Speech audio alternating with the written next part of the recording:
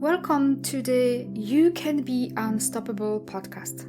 My name is Ewelina Szczeblewska, your host and certified hypnotherapist. In this podcast, I will share with you how to tap into the power of your subconscious mind. I intend to share with you how learning how to use the power of your subconscious mind can help you to create a successful and abundant life with ease, how to connect with yourself while fostering a healthy relationship with your body and mind.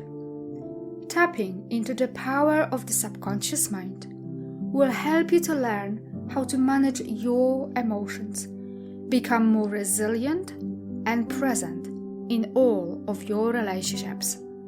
Self-love and self-worth are the keys to the kingdom of success and abundance, to happy and healthy life on your terms. Hey, welcome back to another episode. You Can Be Unstoppable. I am so happy that you're here. And today I want to talk about something that I think affects so many of us. It certainly has impacted me over the years, and that is stress. I think most of you would agree that our bodies are amazing at supporting us, at taking care of us. But do you support yourself? Do you look after yourself? Are you taking a good care of that vessel that you've been given? Because it supports you along the way while you running after your goals and you want to achieve this and that and you want to do crazy things at the gym or whatever. Are you supporting, nourishing, and giving what the vessel, your body, needs? And perhaps you don't even think that you're doing a disservice to your body because perhaps you're eating too much or not enough, not even realizing the impact that that has on your body. Maybe you drink too much to cope with life. You just think, oh, I deserve a glass of wine at the end of the stressful week, and you ended up with the whole bottle and maybe drinking too much over the weekend. And then it takes you 2, 3 days to get over that. And then you're back into the routine. Maybe you're numbing with Netflix, shopping, music. And what I mean by this, you're never really present and alone, silent with your own thoughts. So you're numbing and running away. You're not listening to what the body is telling you. And listen, I get it. I've been there. I've done it all. All of the examples that I've given are coping strategies that we develop to deal with emotions, with the feelings, with the things that we don't want to deal because we tell ourselves it's not important or we don't want to look there. Or we may even say to ourselves that it's nothing to see there. And I've done this, I'm just as guilty. Maybe we are too scared to deal with the pain that we're trying to stuff down. Maybe we're too scared to look there. We just don't want to deal with it. So, whatever that is for you, stop, pause, and look into it. Plus, with the way the life is right now, all of this is further fueled, undermined, and pushed and pressed by anxiety and stress in particular. And we live very stressful lives. And stress is present and it can be helpful, but not if we live in a chronic stress. Because today it's not the lion chasing us for breakfast or the tribe next door that is the cause of stress.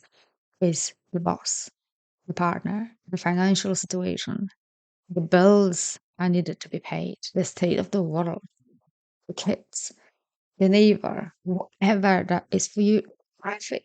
I mean, the traffic can be very stressful if you choose to go there. So we are dealing with many stressors. And stress in itself is not necessarily the problem, although it is. I'm contradicting myself here, but it's how we're dealing with stress is also very important. And so I want to back up here just a little bit. So when you are dealing with stressful periods in your life, how do you go about it? Are you still doing your daily practices or not? Because when life is good and things are flowing and things are fine, it's easy to do the daily practices that you are normally doing. But how does that practice look for you when life is not easy? When things are hard, when you think, yeah, like you are going upstream, that things are just not working out and you're really stressed, are you still doing your daily practices? Or are you falling off the wagon because you are really tired and just sleepy at the end of the day and you don't want to do it? Do you still meditate? Do you still do the breathing exercises? Whatever the practice normally looks for you. And for me, recently, in recent months, stress has been a big influence on my life. And, as I was still doing the practices, I doubled down because I wanted to take care of my body. I am the being that is responsible for taking care of the vessel that I have been given. And, my body will respond to the stress that I want to respond. My responsibility lies in taking a good care of the body so that I can support it the best I can while it responds and deals with the hormonal imbalance that brain releases as I'm going through the stress.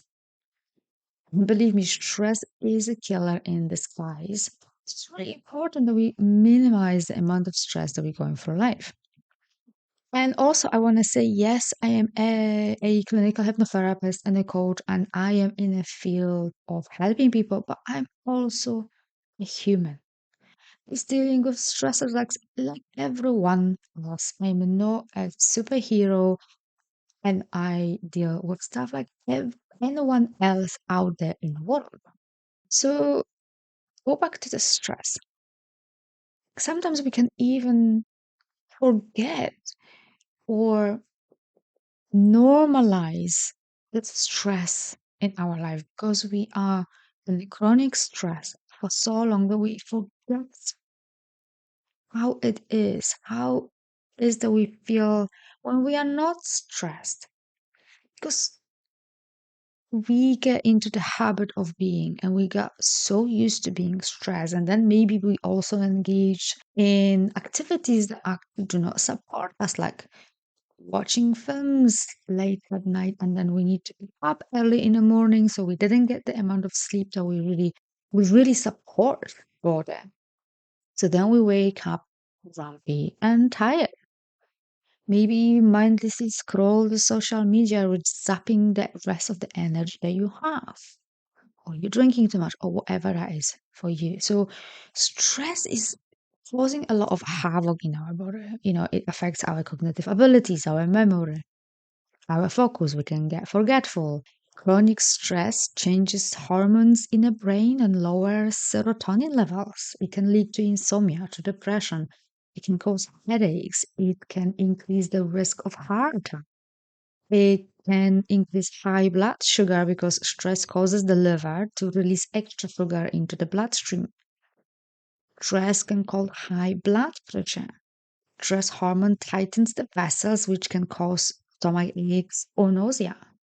Can cause fertility problems. It can cause low sex drive. And what a list is that?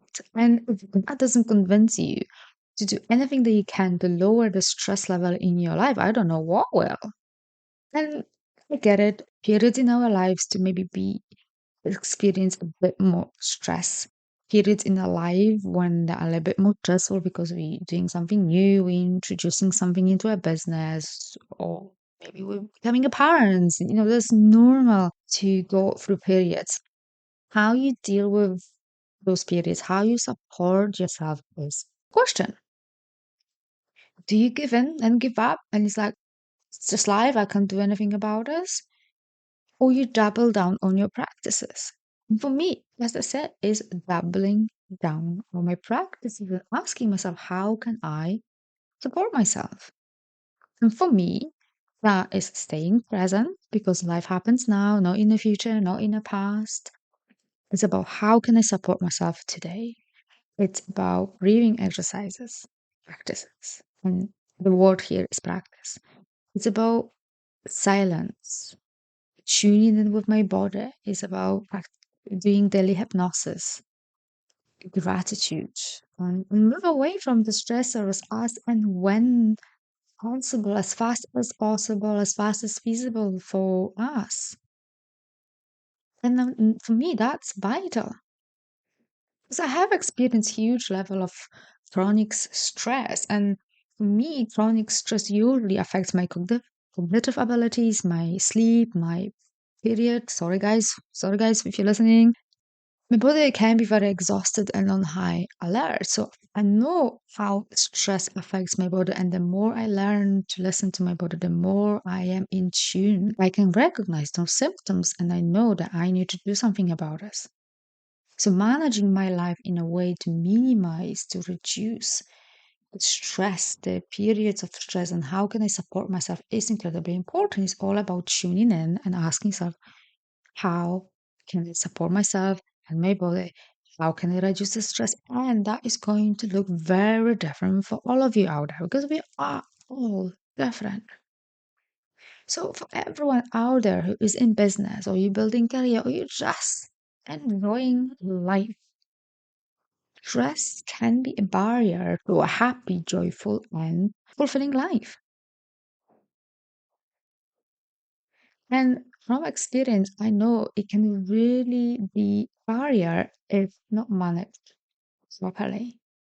So if you are experiencing a high level of stress and you think, wow, that really resonated with me, I could do with a bit of support to manage myself and see a bigger picture. How can I support myself, my body, myself to go through this period? Someone who's struggling and you think like, this is it. I could do with a bit of support with doing daily practices with hypnosis, with a bit of a coaching. How can I use my brain to support me rather than work against me? Then in touch. And I will be happy to jump on a 30 minutes call and discuss how can I support you and we're a good fit to work together. Thank you for listening. If you found value in this podcast, I would like to ask you to leave a positive review explaining how this episode helped you to improve your life. I ask you to do this because this will help other people to improve their lives as well. Share and spread the love all around you. Raise your vibrations to improve your life. If you would like more transformational content like this, connect with me on Instagram. You can find a link in the description of this podcast, and I'll see you over in the next episode.